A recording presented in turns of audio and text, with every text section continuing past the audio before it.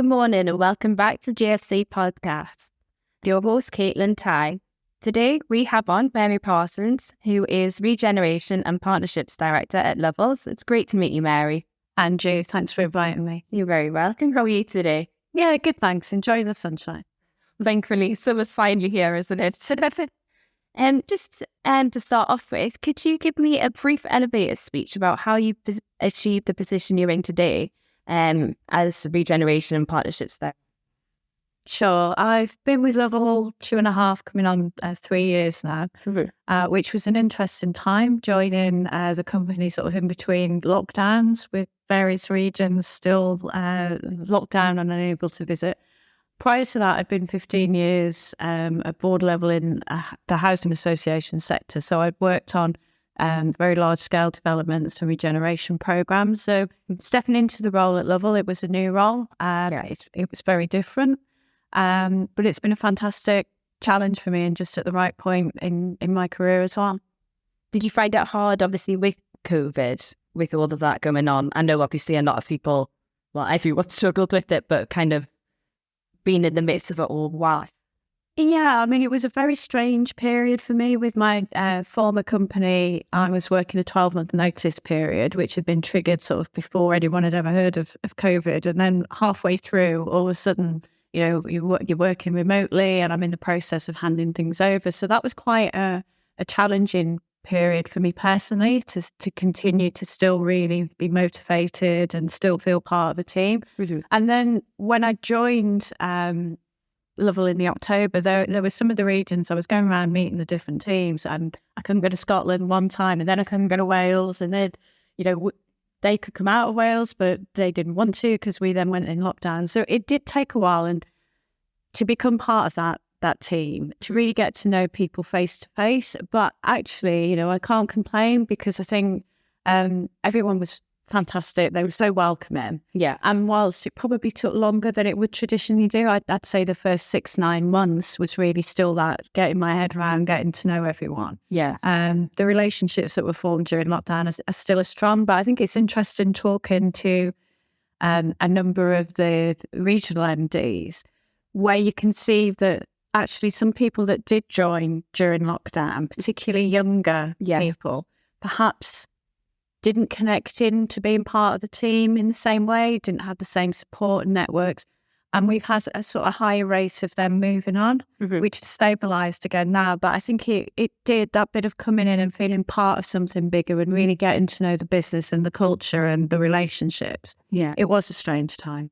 I guess because, well, there's not like a pandemic has happened in our lifetime before to try and kind of any company work their way around how to make people feel part of the wider company. It must have been extremely hard, but obviously, thankfully, we're at the back end of that now. Yes, definitely. But sorry, hope you know more handlers to start a corner. We can only hope, but I think definitely some lessons learned and things we have had to learn as a business that have stayed. There was a lot of stuff we did by necessity that actually it's good practice in how we run our sites and our projects. But I think how we bring people into the business and how we do make them feel part of Lovell and everything we represent is really important as part of the onboarding. It's not just understanding your role. It's that sense of having that support and everything around you as well. Mm-hmm. Well, I guess with anything like that, it's learning from not necessarily mistakes, but from your history sort of thing. So yeah, that's brilliant. And so with being a female director in a very kind of dominated business, how do you feel that this has impacted you? If I'm honest, I probably don't feel any impact now. I mean, I think in fairness to Lovell, if we look at the sort of composition of the board, with around 40% female, it's not a big board, so it's not big numbers, but there is a good balance, and in the senior management team. So I think probably it was earlier in my career where there was a bit more of a novelty factor about it, you know, sort of going back 20 years, even 15 years. So I think we have seen massive progress. I think it's less of an issue when you get more senior roles. I think it's more of a challenge with some of the personal and other barriers as you're entering into the industry. I guess kind of just to do with confidence as well. Kind of the older you get, then the more confidence you get. So kind of, and the more people that you meet and how you're able to kind of converse with everyone and anyone, kind of the older that you get. So no, I totally understand kind of where you're coming from there. And it's obviously brilliant to hear that your board is 40% female. So you've got to get that. So obviously you mentioned there that, well, just about the board, how far along do you feel that the diversity and inclusion is at Lovell? I don't think it's too bad, but there's plenty of room for improvement. And I don't even think it's the industry. I think it's across the board. So I think we're a lot better than some. Yeah. We're not as good as others. We're always wanting to learn. I think the real important thing is about how we embed it within the day-to-day business. And if we are really serious about being an inclusive employer, which we are, then we've got to really show that at every level. So I think some really good initiatives and work that we're doing in different regions and across the piece, but there's always room to do things better. Is there any kind of examples that you could give, or? I mean, it's interesting. We're just in the process of doing our sort of employee survey. But when I joined a couple of years ago, Steve, the MD, gave me a lot of the data sets and sort of says, have a read through the comments and everything. Just have a look and see whether you feel that there's any sort of recurring themes coming through or particular hotspots. And there were a few things that did stand out. Not going to go down the sort of unconscious bias and all of that, but there was a sense of people building teams around them. We've had a lot of new people coming in, a lot of restructure and growth within the business. And as people have come in from outside, they've brought people they've worked with before. And I think there is that sort of thing, I know I can trust them, they can get on with the job, they work really well. Yeah. But once you start to do that, there is a feeling, well, is there a bit of sort of clubs and mates and and you can start to have some people feel excluded through that. So I think there were pockets you could see where perhaps that had happened. I've seen it on a far bigger scale in other organisations where a new leader comes in and you get a whole new cohort around them of people they've worked with before. And I think that is not only difficult for people that might have wanted to come into the business, but I think the people within the business feel pushed to the edges. So I think there were some examples of that. I think as we were talking about sort of personal confidence, we've made really good inroads, for example, with encouraging more women into site management and senior roles.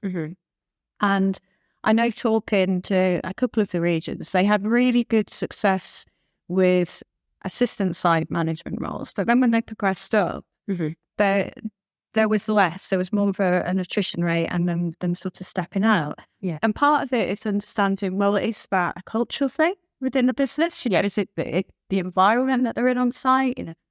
But actually talking to them, some of it was their personal confidence, their sense of being able to go in and command respect.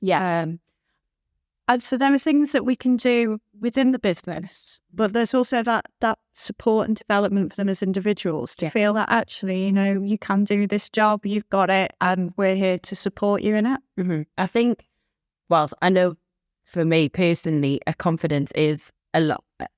I mean, it comes with life and through experiences and things like that. So the fact that you're able to give personal support as well as kind of support to say, yes, you're doing a great job, really obviously will help whoever kind of give them that push to hopefully then move up kind of further up the ladder. So I definitely agree with you there. Yeah, and I think there is a tendency, I mean, I've experienced it sort of big scale in my career of that, and I know a lot of women in particular do have imposter syndrome. And it's not just you sit there thinking, oh God, I should. And I have had instances where I have like, how the heck did I get but it's also you start questioning what other people are thinking. Oh, well, she's only here because she's a woman, and and that does chip at your confidence at times. And I think that is something, having the right support to believe in yourself and believe in your ability. And actually, everyone has gaps. But having that right support and being honest where your strengths and weaknesses are, that is something that you do get with experience. But I've talked to a lot of people at different stages of their career, and that sense of, should I really be here? It comes so good.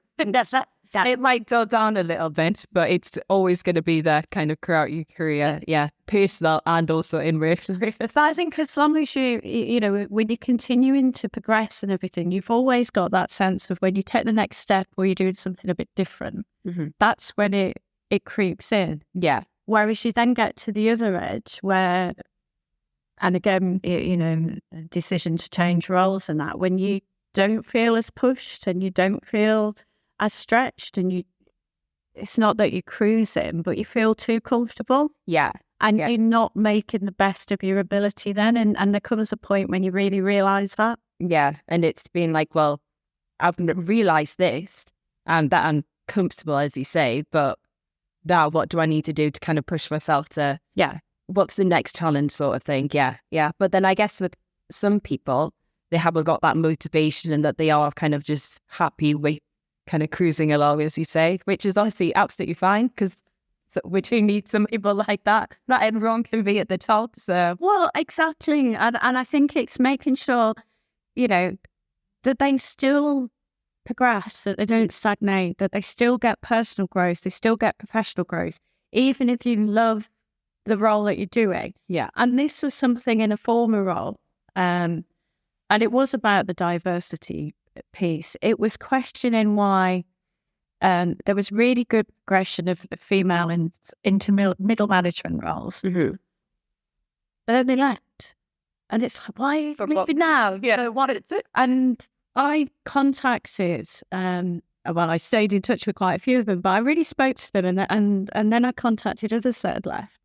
And part of it was how progression was defined. If you're in a very tight hierarchical structure, and you're going up the ranks, what tends to happen is you sort of go from a project role into, you then have a number of projects and a management role, and you then progress to a regional role, and then you progress to a national role. And as you're working up, actually that was tending to coincide when they were getting to that level, where they were getting the larger regional and national roles at a point when their children were young. I was literally just thinking And so they're making a work-life judgment and a value judgment, and they're deciding, actually, I'd love to do that role, but I'd rather do more of what I'm doing, but in a smaller geography. Yeah. And so I think when we're thinking about opportunities to progress, I have been really lucky with that. It's not been a sort of linear progression. I've ping-ponged around all over organisations, and I've only worked for a small number in my career, but I've had a huge amount of sort of fluidity and freedom to shape roles in all of them, included in Lovell. But a lot of people don't get that, and that progression, when it is that linear and you're going up, it is really difficult. And if we're really going to get the best talent and keep them in the industry, we've got to give that chance to progress up and to bigger projects or to new initiatives, or, to do a different role and step to the side. Wow. Keep that interest and that passion and enthusiasm and that sense of you still progressing, and not just, well, I'm going in and doing the same job day after day. Mm-hmm. Yeah, no, totally agree with you. And it's letting them know that, look, we're here to support you as a business. We want you to stay with us. You're doing an amazing job. How can we work together to help us both kind of work fantastically? So no, totally agree with you there. So talking more a little bit about you, what would you say your biggest achievement is today? I suppose I'm getting to the age now where you can't say, well, I hope it's still to come. But it's starting out in like a few years to have built some up. I've been really lucky. I've worked on some amazing projects and partnerships with different people. And one of the biggest satisfactions of the role is going back to a place that you've created and seeing it a few years in and seeing people living there.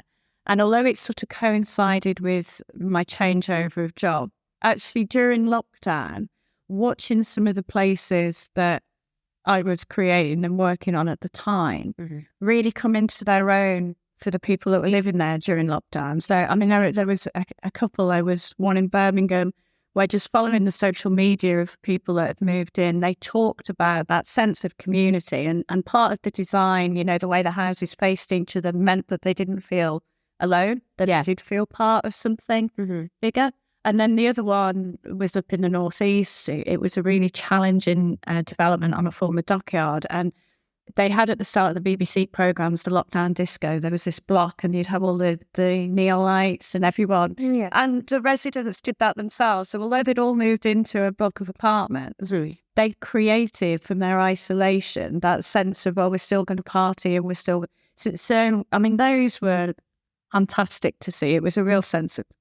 I held a big bit honest. And I suppose at the other end, and again, it was pre-lockdown, was being asked to be one of the commissioners for the Building Better, Building Beautiful Commission. Because I was sat in a room, and that was classic imposter syndrome, actually. Initially as an advisor, but then asked to step up to be one of the commissioners. And it was the most brilliant learning experience, I think, of my career. Yeah. It was a chance to talk to everyone across the industry. It was a chance to look at the best and the worst of development. It stretched me mentally and intellectually in a way that I hadn't before. Yeah. And then there was a lot of flack at when it was announced. And then actually, by the time the final report was published, which was end of January 2020, the response from the industry overall was, well, actually, there's quite a lot of common sense in there. This isn't a debate about what's beauty and beauty is truth and truth is beauty and all of this. Yeah. This is about, we need more homes in this country. Why do people oppose development? This is about where the planning system fails. Yeah. And it was fantastic. And actually, the big vein of it, which really came into its own with the pandemic to follow, was really understanding the profound impact that the home and the place you live in have on your mental and physical health and well-being. 100%. And everyone related to that in a way that we could never have planned with the commission. So I think that was a fantastic achievement for me. And I think it was one of the reasons why I felt, I want to do something different now. I want to go into a different environment. I want to try new ways of doing things. So it gave me that push at a really good point in my career. Oh no, that's brilliant. I guess kind of going back to your first achievement as well, it must have been so good to be able to, it gets you through the hard days, seeing things like that. Just feel like it's worth it in the long run. So to keep on persevering, and you'll get moments like that. So, well, I think it's true because I've worked on regeneration projects all my career, and the only thing at the start is there's two things. Number one, what you end up doing and how you end up doing it will be totally different from what you say at the start. And number two, however long you think it's going to take, multiply it by 5, if not more times.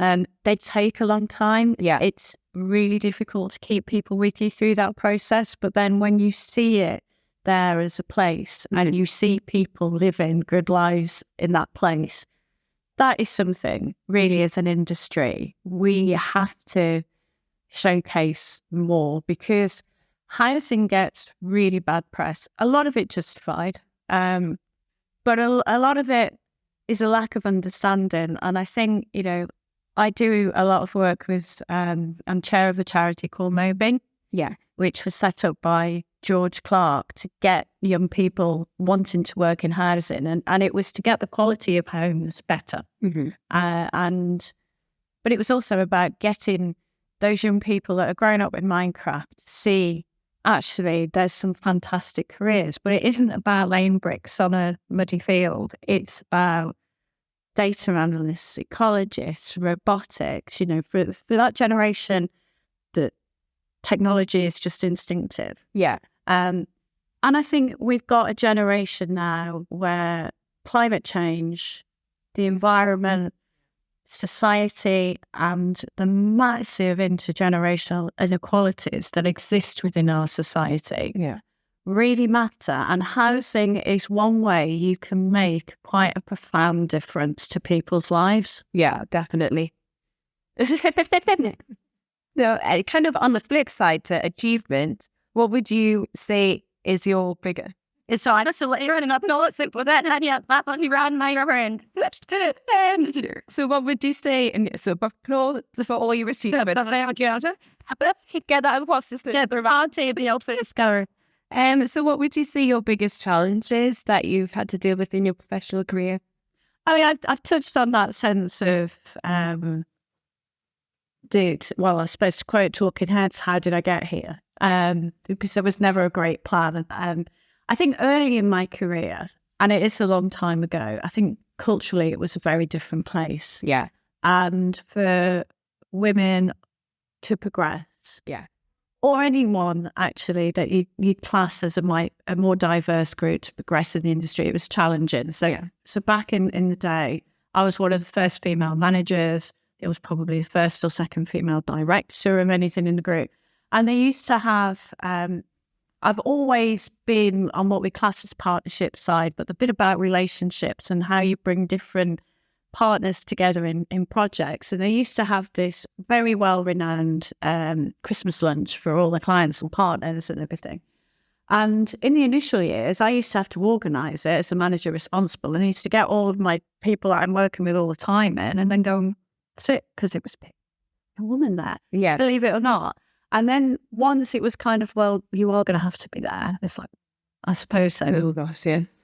The first 2 years, it used to be lady and gentleman. And actually the second year, Mary and gentleman. And I'm painting it really black because actually I never experienced deep-rooted discrimination. Yeah. I was never held back because of my gender. But the industry was a very, very different place to what it is today. We have our challenges today, but my goodness, you have to be a certain temperament to go in a construction site, back in the day and really feel at home. Mm-hmm. But it's also given me the most wonderful opportunities in the sector. Mm-hmm. So, I'd never regret it for a second. Well, you wouldn't be where you are today if you didn't taste the answer. That's brilliant. And kind of what changes, obviously we kind of touched on it before, but what other changes would you like to bring to the industry, including diversity and inclusion, or is there anything else? I think the emphasis within the industry on genuine social impact and looking at the footprint of what we do as a business and how we can add value back is phenomenal. When I started my career in the private sector, you did the bare minimum you had to do to win the work, basically. So you had to offer apprenticeships, I'll offer some of them, and if you had to do a bit of work with schools, that's fine. And then being in the housing association sector, which are effectively social enterprises, huge ones, but they are about social impact at their heart. I did wonder whether coming back into the private sector, we'd lose that. But actually, it's phenomenal what we're doing here and how much it's now starting to embed in how we think as a business as well. Yeah. And I think we're doing it for two reasons. I mean, we have something within Lovell that we call the Lovell Way, which is really about our culture and identity.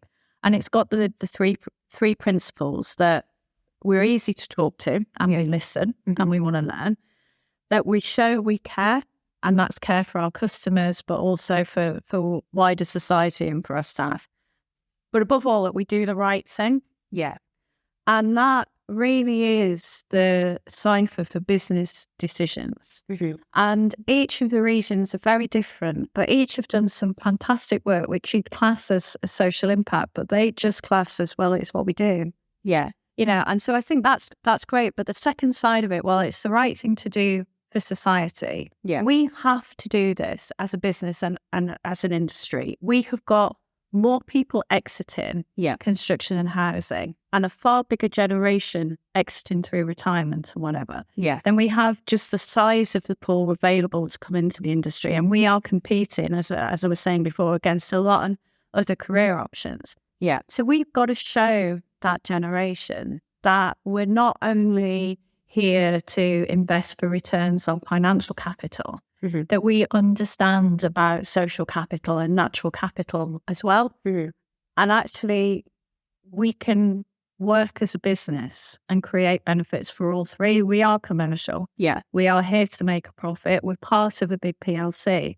But actually, that scale means we can do some fantastic environmental initiatives. Mm-hmm. And we can also work with some of the most vulnerable within our society and make a difference to their lives. That's really powerful. I think as well, I remember seeing a research piece on kind of how the younger generation don't just look at a job description, they look at the culture of a business and kind of not just, right, yes, this is a job that I want to do. They want to know, well, more about the company itself. So kind of I feel as though as time goes on, it is, as you say, more important to make sure you've got those other sectors and that you are kind of investing in them for the candidate. Oh, I mean, absolutely, because I think that impacts someone when they land in a business and they get that sense of culture. And again, me coming from a sector where social value is so strong, I did think, oh, how's it going to be? But actually, the culture here is phenomenal. The teamwork, wanting everyone to succeed, the lack of hierarchy and bureaucracy and everything was so refreshing. It's fantastic. So I think that bit about culture lands, but it is that bit then about, I think the younger generation now, their relationship with possessions is different. Yeah. They don't buy videos and DVDs, they stream. A lot of them can't afford to own a home. They rent, they lease a car. So actually, I think their relationship with their employers, it's not this, I went in at 16 and I stopped there till my retirement. Yeah. It is about, right, where can this take me? Where do I want to go? And they consume, if you like, employment in a different way. There's been a huge amount about the gig economy, which I think a lot of it was necessity and opportunity rather than lifestyle choice. Yeah. But you can see that, particularly in people's formative years in their career. It's not about, well, if I get my head down, I'll get a couple of promotions. They want to go at a really fast pace, and you've got to be able to give them that challenge and support them, but also make sure they don't run too fast and that it's sustainable for them. Yeah. No, I totally agree with you there. Kind of looking back at your career, is there anything at all that you would change or? I know obviously a lot of people don't say I have no regrets because I wouldn't be to where I am if I did X, Y, and Z. Yeah, that is absolutely true. I know I've been incredibly lucky with my career and my choice of employers. Mm-hmm. I've had some amazing bosses. So in that sense, no, because as you say, I am where I am and I'm doing what I love after all this time. I think on a personal level, I was going through that bit. My daughters are grown up and married now, but I was going through that bit as my career was really getting going, of having to balance being mom. And I both say I've been a really good mom, but I look back and there are memories that I've missed. There are those things that I couldn't be at, or there are things that we couldn't do. We did loads of stuff and you try and compensate in other ways. But I think it was a lot more difficult for women back then. I mean, my daughters still regale to anyone that will listen when they go on about bad parenting. They say, oh, well, this one, she used to, if we got up in the morning and go, oh, Mum, I don't feel well. Well, look, can I drop you at school? And then get the school to ring me. And what it was if I'd just rung in and said, oh, kids are sick. Grey working women.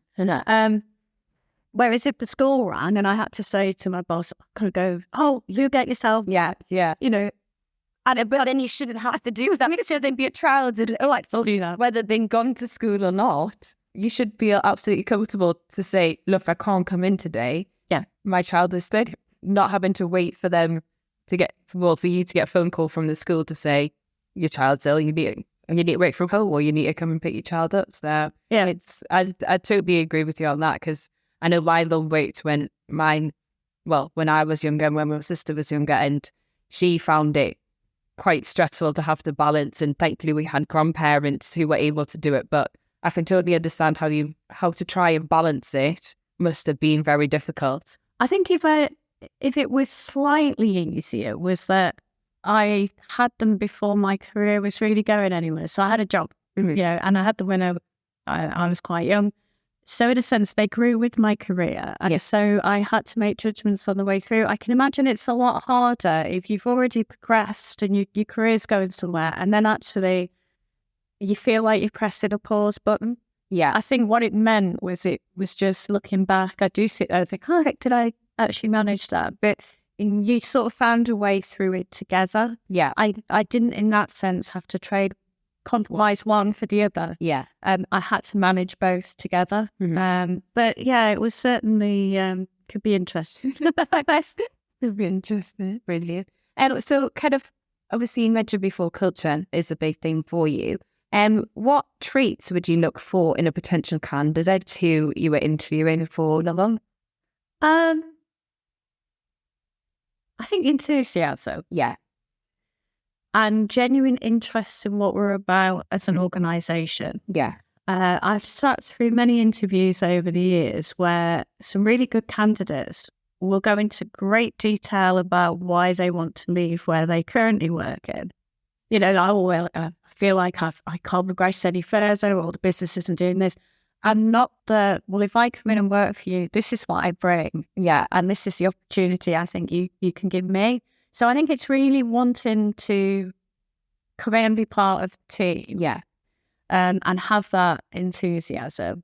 And I think some flexibility and resilience as well. Yeah, definitely. I think, well, even just having the enthusiasm, because I've interviewed people before, and the shock I sometimes get when they haven't even looked into the business that much. And it's just like, for an interview, like I always got told, firstly, look at the person who is going to be interviewing you in the first place, get to know a little bit about them, get to know a bit about the business, any new projects that might be happening, just to kind of at least have some sort of back forth. Yeah, like, nice draw. I can't wait that. So yes, this is the interest. And then, but I was just flabbergasted sometimes that they didn't have a clue. And it's just like, but surely this is interview prep. You can even Google interview questions. But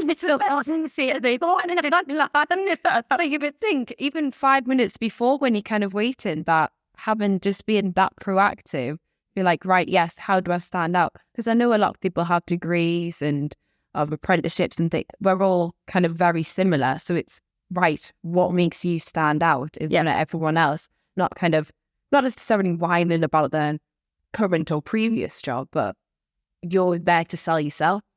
Yeah, and I think it is that bit about showing the interest and asking questions. Yeah. And challenging, because I think that is really important, not to come in and say, right, you're doing it all wrong and this is when I've been doing it this way, this is how it's going to be. But that sort of sense of questioning, of wanting to learn, of constructive challenge, of bringing something new. Yeah, don't undersell yourself. Mm-hmm. But similarly, don't oversell yourself either. You know, it is about really being yourself and having that confidence to think, you know what, if I come into this role, I can really do something with it. Mm-hmm, mm-hmm. And show them that you are an inspiring person and that you will take this job and not just kind of move forward with your career, but help the business as a whole. So, no. So for any inspiring candidates looking to get where you are now, what advice would you give them? I'd go back to the bit about always question. Mm-hmm. Mm-hmm. You know, always think about, well, I know we do things like this, but is there a better way of doing it? Why do we do that? Mm-hmm. And I think in all of the roles I've had, and I think I'm sort of less hands-on with projects. I'm not running and delivering the big projects now. I'm sort of helping set up partnerships and joint ventures and so on. It is a slightly more hands-off role, but they've all been about relationships. Yeah. And I think, you know, Lovell is a partnerships business, and we say that for a reason. We get our work through partnering with people, so we have to understand them. Mm-hmm. But if you're working in regeneration, or if you're working in the kind of communities we are, it is that bit about you are having an impact on people's lives. Yeah. And it is about relationships, and it is about building trust, and it is about building confidence. Yeah. And I think the measure of that is if people are working with you and you say something's going to happen, they believe it will. Yeah. And you'll be honest with them if it can't. Yeah. You've got to kind of either follow through with saying, yes, it's going to happen, or that's going to have to be the apology and explain, right, we're unable to do this, but we've got hopefully X, Y, and Z lined up to be able to kind of follow through with it in some way, sort of thing. But yeah, no, that's perfect. That's brilliant. Thank you very much, Mary. It's been lovely to have you on the podcast. And thank you. Yeah, I hope you have a good rest of your day there. Thank you. Brilliant. Thanks very much.